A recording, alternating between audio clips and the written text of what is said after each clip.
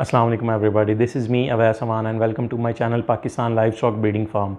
आज जिस टॉपिक पे हम बात करेंगे वो ये है कि मुर्गियों में जो वर्म्स पैदा होते हैं, जो कीड़े पैदा होते हैं, वो क्यों पैदा होते हैं, वो कितना नुकसान पहुंचा सकते हैं और उनको हम कैसे ख़त्म कर सकते हैं।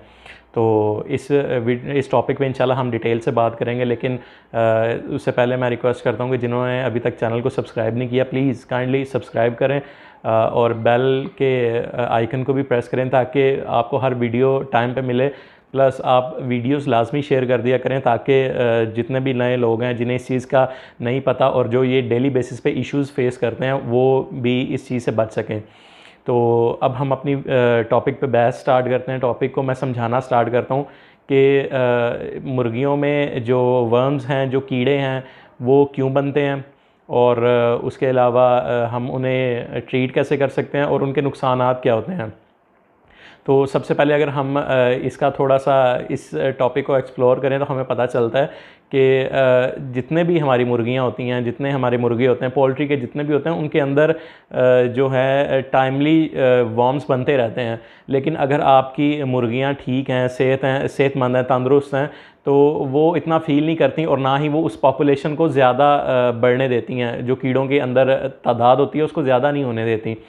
ये कीड़े आते कहाँ से हैं? बेसिकली अगर आप इनको देखें तो जो हमारे फ्री रेंज के हैं मोस्टली, उसमें वो नीचे से अपना दाना वगैरह खोद के खा रहे होते हैं। तो समटाइम्स ऐसे होता है कि वो कोई ऐसी चीज़ खा लेते हैं जिसके ऊपर जो वर्म्स हैं उनके अंडे थे, तो वो पेट में जाके वो हैच होते हैं और वो कीड़े बनना स्टार्ट हो जाते हैं।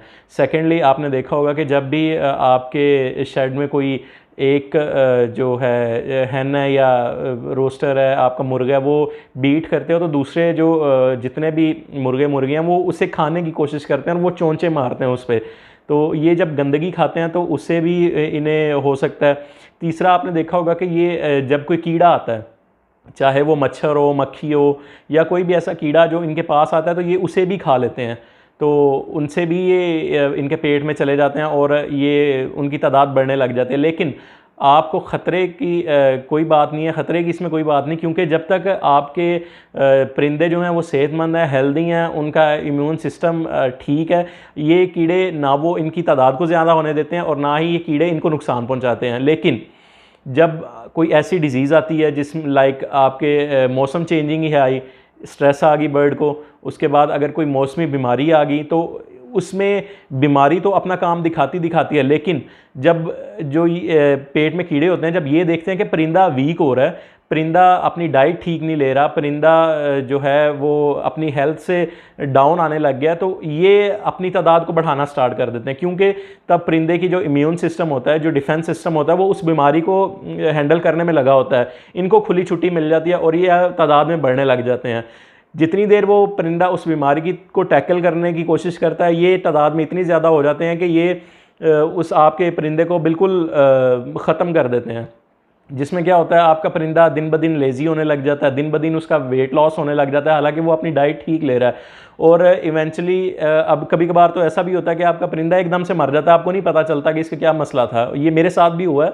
मेरे देखने में वो बिल्कुल ठीक थे, थोड़ा बहुत बस हल्के से लेज़ी हुए। मैंने कहा कि चलो मतलब स्ट्रेस आया होगा, वेदर चेंज हुआ है इस तरह का, और मैं थोड़ा सा अपना ट्रीटमेंट करने का भी सोच ही रहा था। तो रात को उनको मैंने बंद किया है, सुबह देखा तो वो मरे पड़े हुए थे।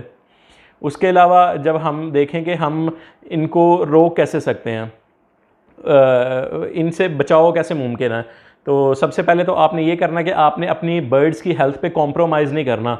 आपने ये नहीं देखना कि ठीक है यार मैं कुछ कर लेता हूँ, करता हूँ, इनको मल्टीविटामिन्स देता हूँ या ठीक रहेंगे ऐसे ही सिर्फ फीड पे ही पलेंगे, तो आपने ये काम नहीं करना। आपने टाइमली इनको मल्टीविटामिन्स देने हैं, आपने इनकी हेल्थ का प्रॉपर ख्याल रखना है ताकि इनको ये बीमारी आए ही ना। अच्छा, उसके अलावा दूसरी बात यह कि आपने अपने शेड को बिल्कुल साफ़ रखना है। आपने जो इनको खुराक देनी है वो बिल्कुल साफ़ देनी है, कोई कंटेमिनेटेड खुराक ना हो, कोई ख़राब हुई हुई खुराक ना हो। आपने इनके फीडर्स और ड्रिंकर्स को टाइमली साफ़ करना है। ये ना हो कि आप कहें कि चलो 10 दिन बाद या 15-15 दिन बाद अगर आप देखते हैं कि वो आपका फीडर गंदा नहीं हुआ तो आप कहते हैं भाई सही है, चल रहा है। आपको नहीं पता कि वर्म्स उस पर उनके एग्स आ सकते हैं, जो मक्खियाँ आती हैं वो कैरियर होती हैं। वो उनको लेके आ सकती हैं, वो वहाँ पे लेइंग उनकी हो जाती है और जो हैं वो उनके पेट में चले जाते हैं आपकी हेंस के। तो आपने अपने फीडर्स को रेगुलर बेसिस पे धोना है, ड्रिंकर्स को धोना है। उसके अलावा आपने ये देखना है कि आपने छोटी जगह पे आप कभी भी ओवर क्राउडिंग नहीं करनी। आपने ये नहीं करना कि यार जहाँ पे मेरे 20 बर्ड पूरे आते हैं मैं 30 कर लूँ, जहाँ पे 50 आते हैं मैं 70-80 रख लूँ। आपने ये काम नहीं करना, इसका उल्टा आपको नुकसान होगा, फ़ायदा नहीं होगा। उसके बाद तीसरी चीज़ और बहुत अहम चीज़ जो है वो यही है कि आपने इनकी जो हेल्थ है उस पर कॉम्प्रोमाइज़ नहीं करना। आपने जो भी मैंने अभी बातें बताई हैं उनका प्रॉपरली ख्याल रखना है। अब आप आते हैं इसके इलाज की तरफ। इलाज से पहले मैं आपको बताता हूँ कि साइंस क्या होते हैं, कैसे आपको पता चलता है कि हमारे बर्ड के जो पेट में है वो वर्म्स बनना स्टार्ट हो गए हैं।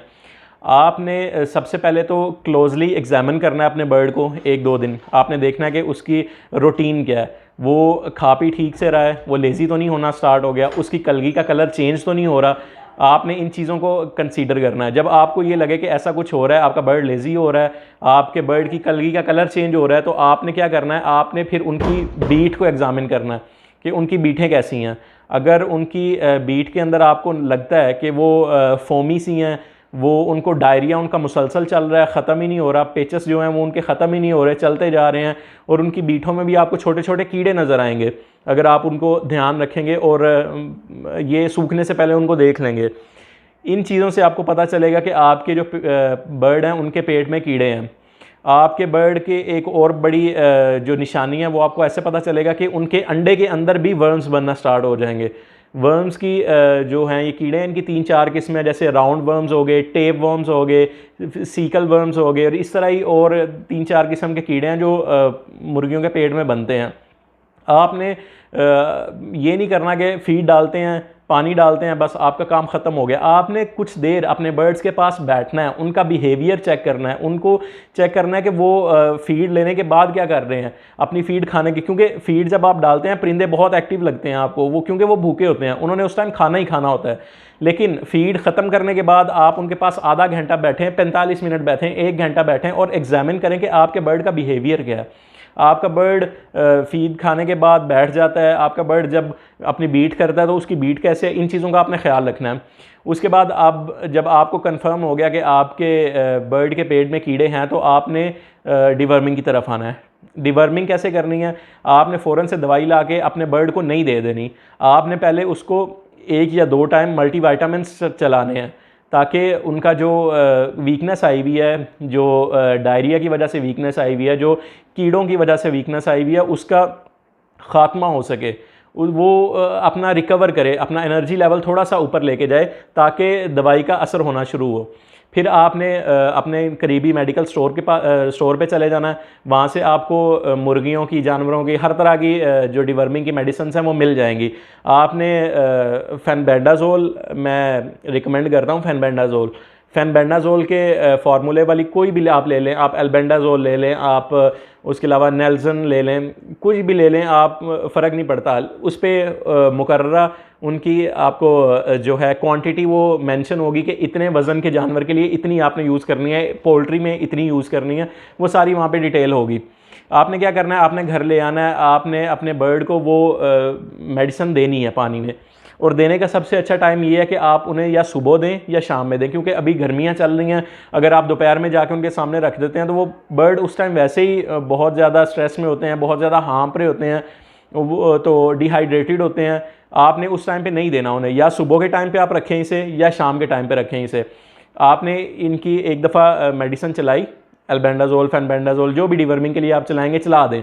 चलाने के बाद आपने क्या करना है, जो नेक्स्ट आपने पानी रखना है उसमें फिर आपने इनको मल्टीविटामिन्स देने हैं, ताकि बीमारी की ने उसने जो मेडिसिन ने अंदर इनके तोड़ फोड़ की है, जो कीड़ों को मारा है, उसकी वजह से बर्ड स्ट्रेस में आता है, क्योंकि पेट में दर्द होता है उनके, और 100 तरह के मसले मसाइल होते हैं। आपने ख्याल रखना है कि आप उनको बाद में ऐसी जो है डाइट दें जिससे वो अपने आप को रिकवर कर सकें। फिर आपने क्या करना है, आपने 7 से 8 दिन वेट करना है।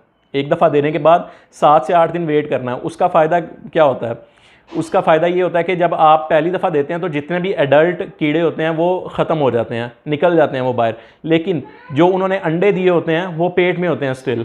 आपने क्या करना है, आपने 7 से 8 दिन वेट करना है या 10 दिन वेट करना है। वेट करना है कि जो अंडे उनके पेट में हैं वो हैच हो जाएं, उनमें से कीड़े निकल आएँ बाहर। जब वो कीड़े निकल आएंगे और वो अभी बच्चे ही होंगे तो आपने एक दफ़ा फिर जो है मेडिसिन चला देनी है। उससे क्या फ़ायदा होगा कि जो नए नए अभी कीड़े निकले हैं वो भी उनके पेट से बाहर निकल जाएंगे। फिर आपने अपने जो है डाइट का बहुत ख्याल रखना है बर्ड्स की। इंशाल्लाह ये साल में अगर 2-3 दफ़ा बंदा कर ले तो आपके बर्ड को मसला आएगा ही नहीं। फिर ये है कि ये जो फैक्टर है ये सबसे जो है नुकसानदेह होता है लेयर के लिए और जो मीट फार्मिंग करते हैं। लेयर का क्या होता है कि ये एग की प्रोडक्शन बहुत कम कर देता है, और मीट फार्मिंग में ये होता है कि ये जो है वेट गेन नहीं करने देता आपके बर्ड को। तो जब आपका बर्ड वेट ही गेन नहीं करेगा तो आपको क्या प्रॉफिट होगा। तो आप इन चीज़ों का बहुत क्लोजली ख्याल रखा करें, मॉनिटर किया करें अपने परिंदों को। तो ये थी आज की वीडियो। उम्मीद करता हूँ कि आप लोगों को समझ आई होगी और फ़ायदा हुआ होगा इस वीडियो से। तो अपना ख्याल रखें, अपने परिंदों जानवरों का ख्याल रखें, और मुझे इजाज़त दें। थैंक यू, अल्लाह हाफ़िज़।